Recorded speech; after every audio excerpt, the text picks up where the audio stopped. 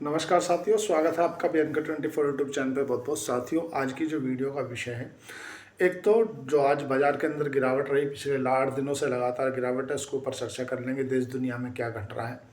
एक अमेरिका की तरफ से भारत को या तो धमकी बोल दो या चेतावनी बोल दो, ये दे दी गई है कि आपको या तो अमेरिका के साथ डील करनी पड़ेगी, अमेरिका के बंद दबाव में आके अपने बाजार खोलने पड़ेंगे, और अगर आप नहीं खोलोगे तो फिर आप तैयार हो जाइए इंडिपेंडेंट के लिए। मतलब अब क्या भारत देश आज़ाद नहीं रहेगा, क्या भारत को गुलाम बनाने की धमकी दे रहे हैं। इस विषय पर विस्तार से चर्चा करेंगे।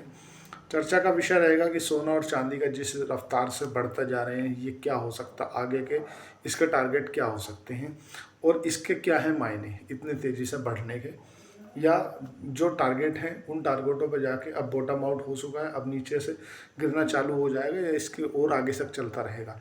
वाणिज्य मंत्री ने क्या बोला पीयूष गोयल ने, उसके ऊपर चर्चा करेंगे विस्तार से।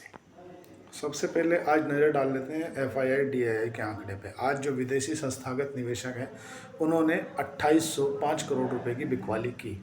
वहीं अगर बात करें DII की, घरेलू संस्थागत निवेशकों ने लगभग 3690 करोड़ रुपए की खरीदारी की। सोना लाइफ हाई बना रहा है, और लाइफ हाई में भी इतना लाइफ हाई कि लोगों को घबराने के लिए मजबूर कर रहा है। अब जो आम आदमी है वो अब सोना खरीदने की कंडीशन में बचा नहीं है।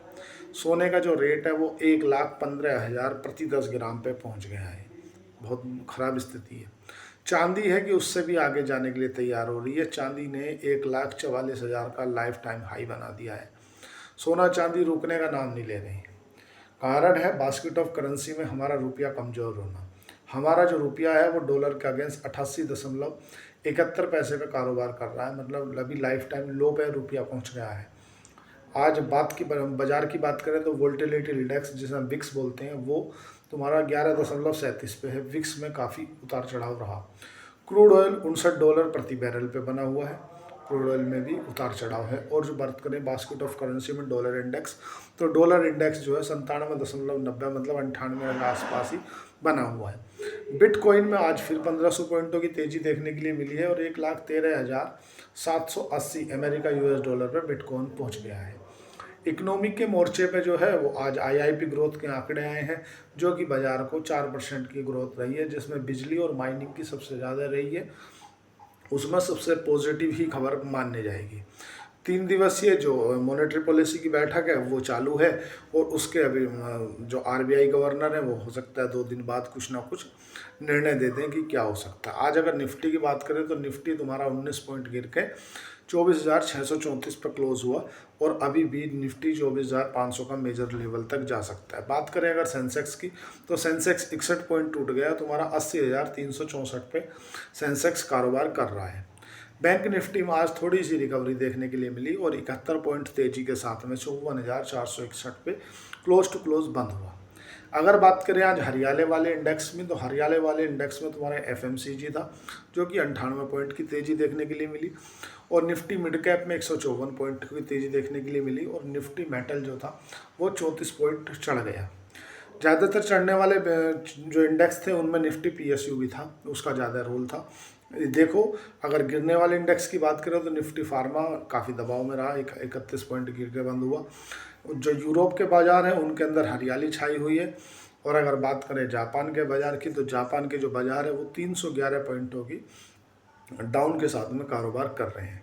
अगर बात करें डाउ फ्यूचर की, तो डाउ फ्यूचर जो है वो सुस्त दिख रहा है, मतलब सुस्त चल रहा है, ज़्यादा कुछ करने के मूड में नहीं है। वारी एनर्जी की बात कर लेते हैं कि वारी एनर्जी 2 दिन में इतना टूटा था, और उसके बाद से अब 2-3 दिन से रिकवरी देखने के लिए मिल रही है। सबसे पहले ये समझो कि वारी एनर्जी टूट क्यों रहा था।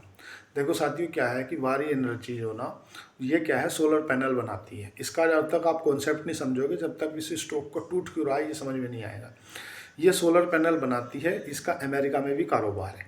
तो अमेरिका में इसके जो पैनल है ना, उनकी जांच हुई, और अमेरिका का जो कस्टम है ना उसने इसके ऊपर जांच बैठा दी, और ये बोल दिया कि ये चाइना से प्रोडक्ट ले रहे हैं, उस पर अपनी लेबलिंग कर रहे हैं, और उसे लेबल करके अमेरिका में बेच रहे हैं। जैसे आप सब लोग यूट्यूब देखते हो और कहीं कहीं ऐड आता है ना, चाइना से 25 रुपये का सामान लो, उस पर अपना लेबल लगाओ और बेच दो। तो उस तरह से ऐसा कुछ करके अमेरिका में बेच रहे हैं। जैसे ये खबर बाजार के अंदर आती है कि वारी एनर्जी के ऊपर छापा पड़ गया है, वारी एनर्जी के ऊपर जांच बैठ गई है कि वारी एनर्जी जो पैनल बना रही है वो चाइना से बना रही है, बुला रही है बना के, और उस पर अपनी लेवल लगा रही है, अपनी लेवल लगा के अमेरिका में बेच रही है। तो ये खबर बाजार में आती है और ऐसे बाजार में धड़ धड़ धड़ धड़ धड़ बाजार की जो 3800 रुपये के आसपास स्टॉक का कारोबार हो रहा था वो टूटते टूटते तुम्हारा 3100 के आसपास आ गया। मतलब स्टॉक पहले दिन ही, मतलब ये फ्राइडे की बात है, फ्राइडे को ही 7% टूट गया था और टूट के 3100 पे पहुंच गया था। लेकिन फिर आज जो जी बिजनेस पे आकर के जो कंपनी के मैनेजमेंट ऑफ डायरेक्टर हैं, मतलब उनके सीएमडी मान लो आप, उन्होंने आकर के कंपनी की सफाई दी और सफाई में उन्होंने ये बोला कि एक रेगुलर जांच है, ये समय समय पे आती रहती है और ये जो जांच हुई है इससे घबराने वाली बात नहीं है। हम उनको जो जो अमेरिका में कस्टम विभाग हमसे मांग रहा है दस्तावेज, वो हमने उनको सबमिट कर दिए और हर साल या हर 3 महीने के क्वार्टरली अंतराल में ऐसी जांचें होती रहती है। उन जांचों में हम सहयोग कर रहे हैं और हम जो सोलर पैनल बना रहे हैं वो तुम्हारा भारत का ही बना हुआ है और वही हम वहाँ पे बेच रहे हैं। हम ऐसा कुछ भी गलत काम नहीं कर रहे कि हम चाइना से कोई लेबर बुलवा ले रहे हैं और चीप रेंज का और उस पर अपनी लेबलिंग लगा के हम अमेरिका में बेच रहे हैं, ऐसा कुछ भी नहीं हुआ। आकर के जो कंपनी के सीएमडी हैं उन्होंने जी बिजनेस पे, जो कि ज़्यादातर स्टॉक मार्केट वाले जो लोग हैं वो जी बिजनेस को फॉलो करते हैं, देखते भी हैं, CNBC है, ATTV है, ऐसे ही न्यूज़ चैनल है जो ज़्यादातर स्टॉक मार्केट की न्यूज़ देते हैं।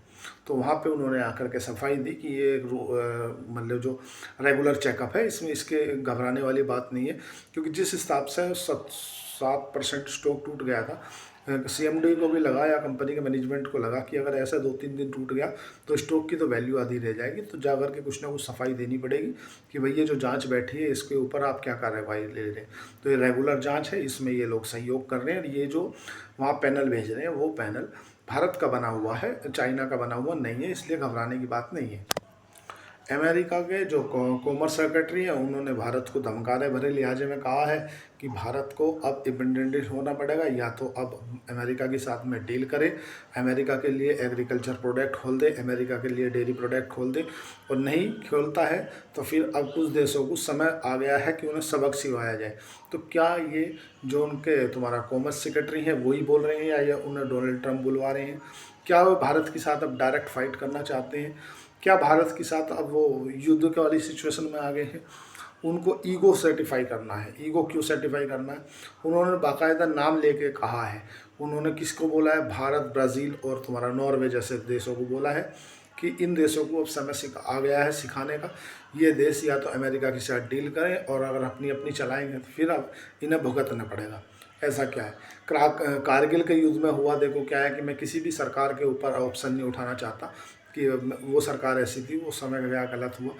उनने जब कारगिल युद्ध हुआ तो उस समय पे हुआ क्या कि पाकिस्तान वाले दौड़े दौड़े गए अमेरिका से फ़ोन आया अटल बिहारी जी को, बोले चलो ख़त्म करो बात, और दोनों को अमेरिका बुलाया, दोनों की फ़ोटो वोटो खिंचवाई साथ में और काम ख़त्म करा दें। मतलब ये चाचा चौधरी बन जाता है।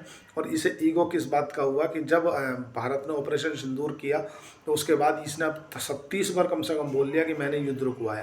पाकिस्तान को तो जैसा ये बोलेगा वैसा मान लेगा।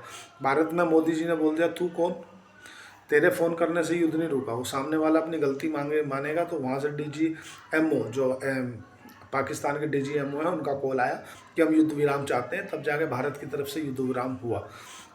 इसे इस बात का जो ईगो है वो हार्ट पे लग रही है, क्योंकि अभी तक हो क्या रहा था कि अमेरिका का सब पूरे देश मानते थे। अमेरिका में ऐसा क्या है, अमेरिका बनाता क्या है? हमारे एस जयशंकर ने नहीं बोला था कि आप हम पे एहसान नहीं कर रहे हो कि आप हमारे वहाँ पे IT वाले लड़के रख रखे हो, आपको भी मैन पावर चाहिए। आपके यहाँ के जो लोग हैं वो पड़े रहते हैं रात रात 10 बजे, एवरेज अमेरिका का आदमी 10 बजे सो कर उठता है और फिर दिन भर घूमता फिरता है, रात को दारू पीता है, सो जाता है। तो आपको काम करने के लिए चीप लेबर चाहिए, तो आप अगर यहाँ से ले रहे हैं तो एहसान नहीं कर रहे, मैन पावर आपको चाहिए, पहली बात। और दूसरी बात कि आपको जो ईगो सर्टिफाई करना है कि भारत ने युद्ध रुकवाया है, भारत को देखो क्या है, किसी मोहल्ले का एक जैसा दादा होता है ना, और उस दादा को मतलब कितनी भी ऑटो चले तो उसका कट चला जाता है। ऐसे ही अमेरिका का जो डॉलर की मोनोपोली है ना पूरे विश्व में, तो जितने भी डॉलर एक्सचेंज होते हैं ना रुपये के मुकाबले या दिनार के मुकाबले, उसका कुछ परसेंटेज जो है वो अमेरिका में जाता है। इसीलिए तो अमेरिका जो ब्रिक्स जैसे जब इनके ऊपर ये बात करते हैं अपनी अलग से करेंसी बनाने के लिए, तो अमेरिका बिदक जाता है, बोला नहीं नहीं ऐसा नहीं होने दूंगा। होने दूंगा से मतलब क्या है, क्योंकि उसे लग रहा है कि जो हेयर कट आ रहा है मेरा वो बंद हो जाएगा। ये चल रहा है स्थिति। अगर आप स्टॉक मार्केट में काम करते हैं तो साथियों आप वित्तीय सलाहकार के साथ में जाएं, क्योंकि शेयर बाजार है दोधारी तलवार, आगे भी चलता है पीछे भी चलता है। तो इसलिए बहुत सोच समझ कर निवेश करें। अगर आपको स्टॉक मार्केट में काम करना है तो आप शेर खान के साथ जा सकते हो। नीचे दिए गए डिस्कशन पे लिंक है, आप उस पर क्लिक करके आप अपना डीमैट अकाउंट खुला सकते हो। मेरी ब्रांच में खुलेगा, जो मॉरल सपोर्ट होगी वो मैं आपकी करूँगा। आज के लिए इतना ही। चैनल को लाइक करें, सब्सक्राइब करें, कमेंट करें। धन्यवाद, थैंक यू।